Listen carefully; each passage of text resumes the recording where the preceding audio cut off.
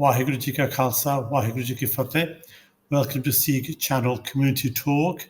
Today we're joined by a guest from India, Colonel Dr. Inderjeet Singh. Inderjeet Singh is a highly distinguished cybersecurity and blockchain specialist with a track record of over 30 years in cybersecurity, leading various organizations, both with operations and policy. A renowned industry speaker, innovator, and influencer.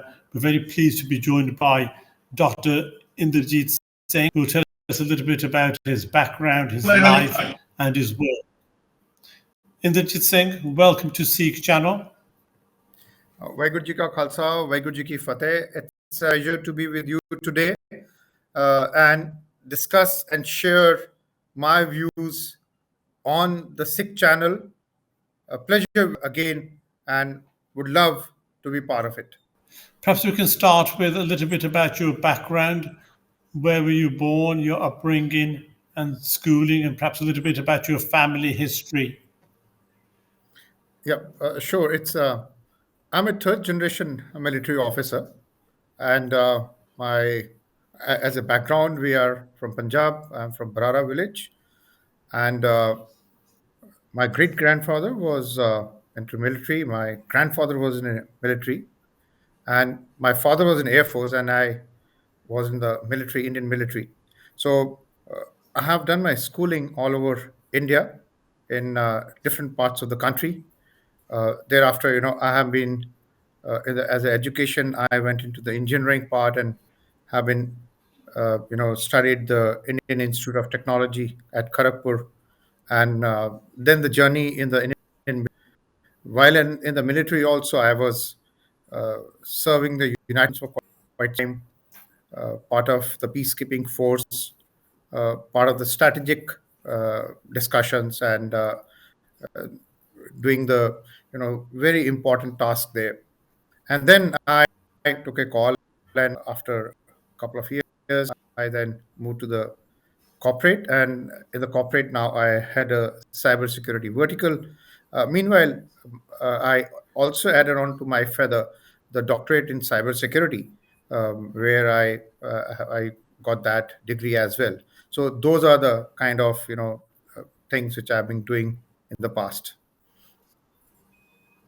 And with such a long history of military service in your family, were you expected to join the army? Was it a given? Did you have any choice in the matter? Was it a career of choice, or were you expected to follow suit? So it's a kind of the journey as a family, and we are being for the nation and the nation building and securing the nation. So as a natural progression, while I grew up, I have seen the Air Force, the military bases there, the motivation, the ethos, and the kind of zeal for India is the most important thing which is there, and that actually made my mind to I made my mind to join the Indian military and serve the country. That's great. So it's very Yeah, much a though I had an patriotic option, field. though I had an option to get after the engineering, get into something in a corporate, move out of the country, uh, being on a greener pastures. But then I thought, let me serve the country and do my best. That's tremendous. And cybersecurity, that's a new and developing area. How did that interest grow? I mean, you've been a specialist in cybersecurity for 30 years, but most people only heard about cybersecurity in the last maybe 2-3 years. So were you there right at the start of it? Yes, so it's a very interesting journey. I've seen when the internet came in, we started with something called internet security. Then we went in for the network security. Later, we have been seeing the data security, and now I'm seeing the full, where you having the cyber security aspect, which is so very important. So I'm into this journey from, I will say, around 92, 93, and thereafter, seeing it growing. So I have born into the cybersecurity and seeing the different phases of the cybersecurity. It's a very interesting journey altogether, and seeing lots of things happening, the technology development happening at the same time, the cyber attacks also happening. They're becoming more complicated. So uh, it's a knowledge by itself. It's an area by itself where I have been able to position myself as a thought leader. And what is your current role, Dr. Inderjeet Singh? Are you teaching mostly? Are you still involved in delivery of cybersecurity? So I don different hats when it comes to the cybersecurity.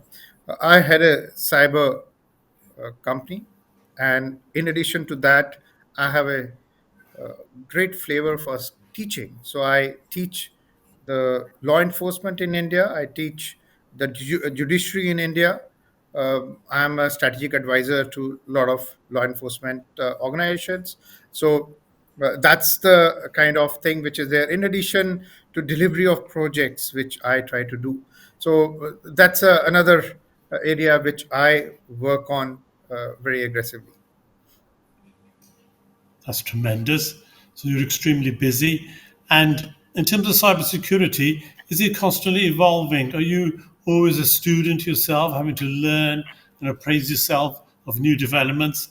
And because it's developing all the time, and at the moment we can see it increasingly important in military applications. Is that where cybersecurity really takes full effect? Very interesting question. And I'm a student for life. That's the bottom line. And every day it's a new learning. And we are practically in a phase where you're seeing the technology evolving. And especially last 2 3 years, we are seeing so much of changes which are happening. We are seeing 5G coming in. We are seeing the IoTs coming in. We are seeing the augmented reality, AR, VR, metaverse coming in, blockchain taking a complete shape, and all those technologies, the way they are growing, we are actually going to see the dynamic change by 2025 or maybe 2028 or 2030. So this is the time when being whole dynamic change, there's a paradigm shift, and at the same time, the cybersecurity challenges have also increased. Every 11 seconds, there is one cyber attack which is happening, the ransomware attack, and for that, we need to think a cybersecurity posture, which is so very important of for the organizations, and if they're not of realigning their cybersecurity, there's going to be a problem. The other factor which I always look at is we have been always thinking of cybersecurity inward out. We always thought that the threats are inside, and the threats are outside your network. You are inside, very safe. And the situations have turned the table. Now is the time when you need to look the cybersecurity outward in, and you should know what's happening in your network right at any given time. That's a kind of thing, that's a kind of shift which I'm seeing right now happening. But in that, you're trying to control, monitor, or allow for the human condition. The biggest element of cybersecurity is the human, who is very unpredictable and an emotional creature. So, how far cyber actually make things secure when you're dealing with the human intervention?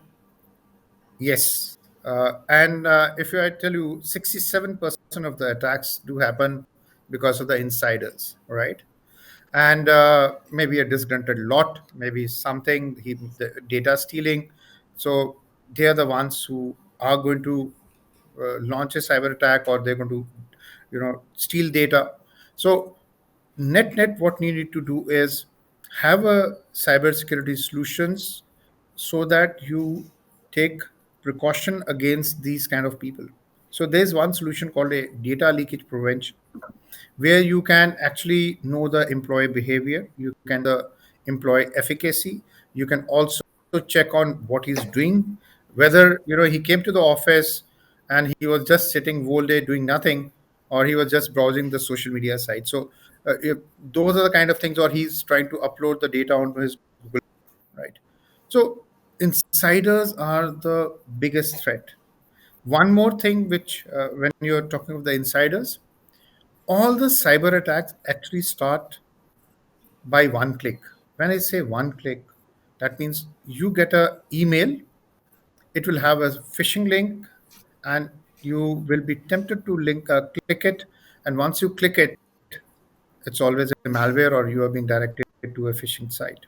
So all the cyber attacks start with the one, and that is a person who's actually the human who's in the. So he could be the CEO of the organization, or he may be the last man in the organization. Doesn't make a difference. One chap will fall prey to it, and he will click it. So protecting against cyber is quite difficult. And so is it a lot about educating people as to how they behave rather than technology? Does it go hand in hand, human behaviors and technology? And how do you cater for that? How do you actually deliver not just a technical service in terms of software protection, but also educating humans as to use of technology? Yeah. So, how do you do? One is a skill development for cybersecurity is very important, and there is a whole lot of deficit when it comes to the skilling part of it. People are not aware. So, if you really need to teach people, you need to train them with phishing attacks. You need to give them a live simulated phishing attacks. Train them on that so that they don't click on every link which is there in the email, and you can give a reward to the people who are not clicking it, and you may give a stick on the knuckles if they're clicking it again and again, right? Because people are trigger happy, people are click happy. Anything which comes to the email, they'll click. So teaching people is the most important factor to the cyber attack today. And all ransomware guys, all the hackers primarily target people to make them click, right, on the emails with the link with the malware. That's how it really happens. So teaching is the most important thing. People have to be trained. And other thing which is important, we always ignore, there's something called a round table exercises, simulated exercises for the ransomware. So those are the kind of exercises which we need to do now. The roundtables are going to teach people. They're going to give them a real life environment. They will be able to tell them what's the way they should handle. And believe you me, all departments of the company actually get involved. They are the stakeholders to any attack which happens. So you just can't say that it is just the IT guys who are affected, or just the HR guys who are affected, or the cyber guys affected. No, it is a complete company which gets affected by these kind of attacks. So they have to be aware of it. You cannot leave anyone behind.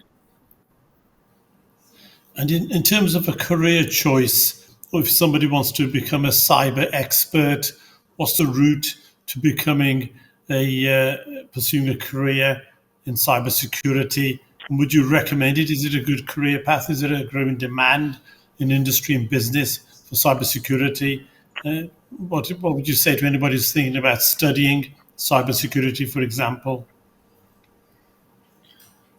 Yes, cybersecurity is very much in demand today, and it's being said the cyber crimes are going to cost almost $10 trillion by 2025.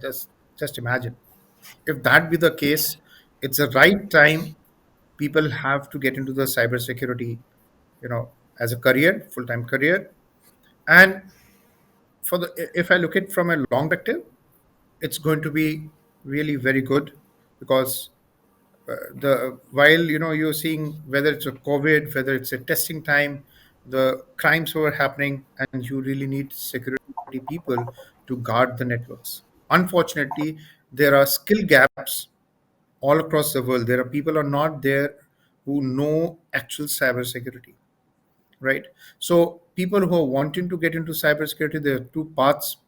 One, they go by the structured way of cybersecurity. You do a bachelor's, then master's, and get into those things. But in addition to these structured courses, what you can go about is start getting on with the ethical hacking, then start getting onto the CISSP course, get on to the offensive cybersecurity course, get on with the CISA. So one thing to understand, it's not only the ethical hacking courses which I am talking of. There are other areas also which one can take it, like audits. Everybody may not be good in programming, so there are audits which are there. So auditors they can become. They can do a course called CISA, that's certified auditors, right? And or a certified manager or a lead auditor, lead manager. So auditing is a major area, and the way the things are happening, the each company is going to have data protection officers in addition to the CISOs, the Chief Information Security Officer. So, in in effect, if you look at it, there are so many opportunities coming up for people in cyberspace, different uh, things they can do it, whether it's auditing, whether it's you know doing a VAPT, that's a vulnerability assessment penetration testing, or they're into the core cybersecurity solutions, right? Or a DIFR, a DFIR. So those are the areas one can work. Huge scope, and anybody thinking of it, just get into it. I'm very sure the guys are really going to enjoy being there. And as regards the salary packages are concerned, it's very good salary packages which one can anticipate getting into the cybersecurity space. That's tremendous. Thank you very much. And Colonel Dr. Inderjeet Singh, what part has your Sikh faith played in your journey?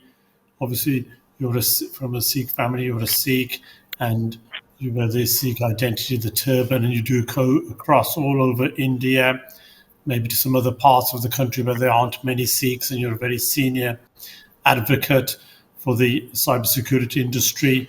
Has your faith helped you, and have you projected your Sikh faith along your journey? Yes, and I will say one thing, because as a Sikh, I always stood by my faith. I always stood, by the ethos which we have been taught as a journey of a Sikh.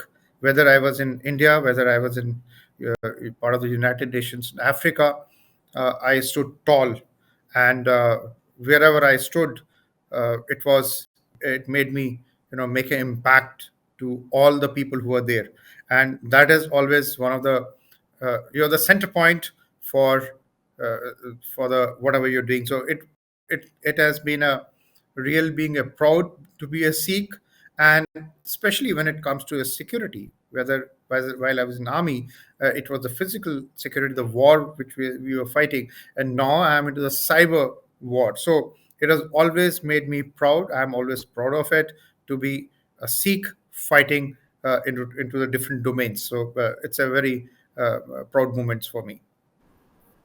Thank you. And what does the future hold in terms of cyber? Because we've recently had a lot of developments in artificial intelligence, and that's becoming a big activity now across the world and coming along in leaps and bounds. Artificial intelligence and even cyber attacks will be more and more perhaps automated and carried out by artificial intelligence machines. And is it just going so fast? Is it an area which is developing in leaps and bounds? Is it possible to keep on top of matters, or is it going to become chaotic in the future? So, with the AI coming in, the future is AI versus AI. And when I say AI versus AI, is the criminals are going to be using artificial intelligence to launch a cyber attack.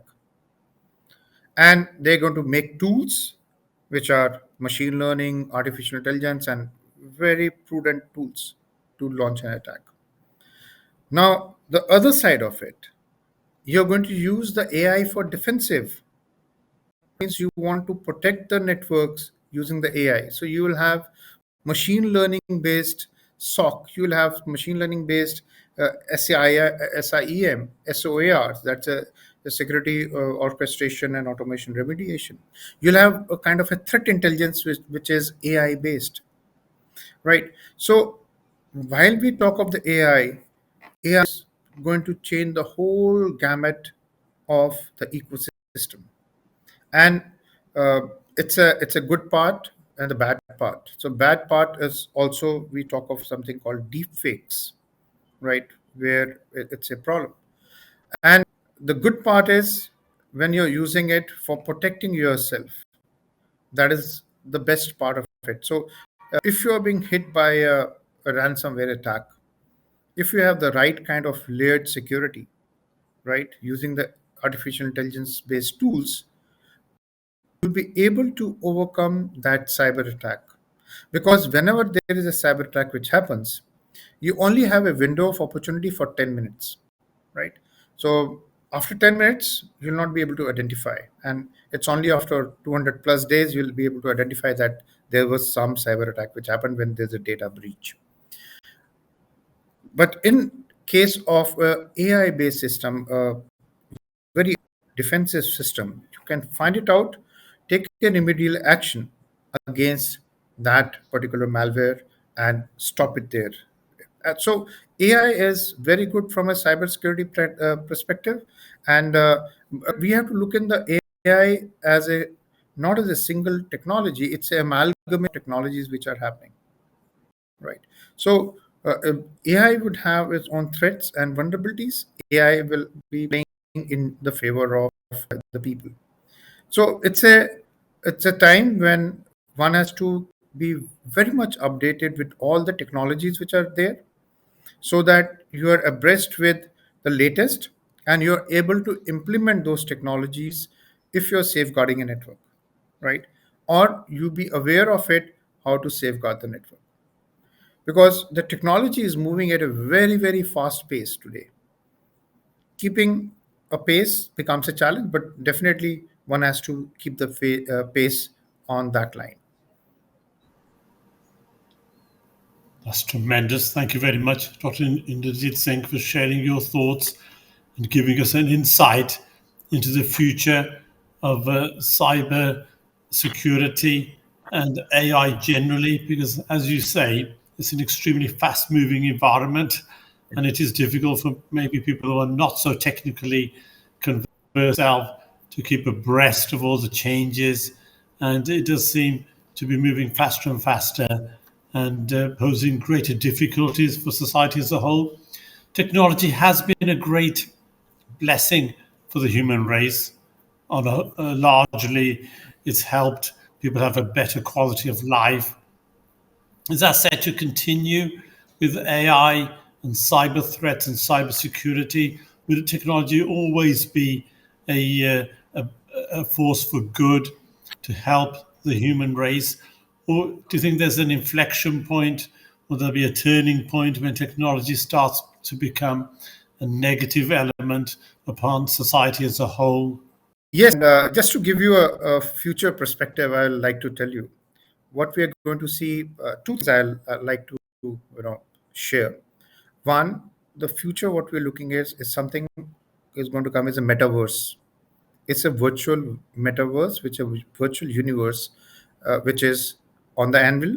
There's a lot of research which is happening, and a lot of opportunities to work in that area.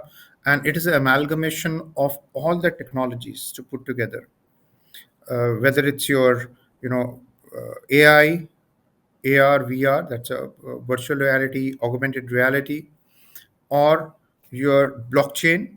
So all of them put together, that metaverse where you will enter the metaverse and you can live a virtual life. You can buy things, buy land. There's already a, a place where you can buy lands in metaverse. There are NFTs which we talk of, that are non-fungible tokens for transaction, which is already there.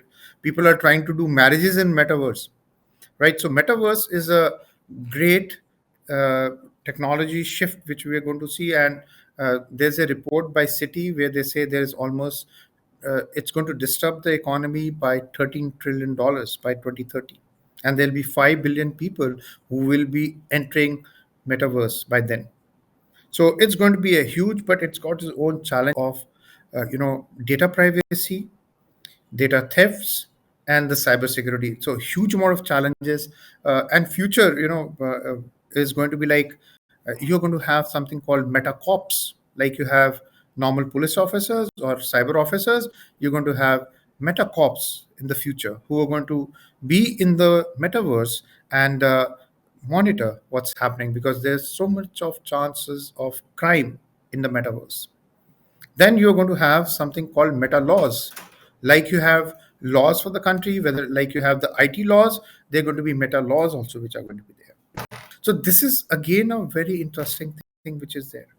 Now, second part of the story is the internet. And the internet, what we see today, is going to change in the next couple of years, right? We have a centralized internet, there's a control by someone in the middle. That's called Web 2.0. And the next internet is going to be Web 3.0, which is decentralized internet, right? And you will be owner of your data using the blockchain. And those are the technology shifts which we are going to see in couple of years. The way we is also going to change. So very interesting times. And like you said, we are student for life, and we have to learn, because the way the technology is happening, whenever even we blink our eye, the technology changes. So that's fast is the technology moving ahead. That's absolutely great. Dr. Inderjeet Singh, thank you very much for sharing your expertise with us and your thoughts upon the future of cyber, internet, AI. You've also very expertly described the metaverse, which is another very big development, which we're just on the cusp of seeing become reality. Perhaps you'd keep in touch with the SIKH channel and keep us updated of all the major advancements in technology in the future. Thank you very much for sharing us your thoughts, and we wish you well with your journey into cyber and into the metaverse. So it's a real pleasure to be with you, and I wish SIKH channel success and glory, and definitely would love to be in touch with you in coming days as well, and wish you all the best for the future. Thank you Thank very you very much. much. That was Dr. Inderjeet Singh. Thank you. Waheguru Ji Ka Khalsa, Waheguru Ji Ki Fateh. Very good, Ji Ki Fateh.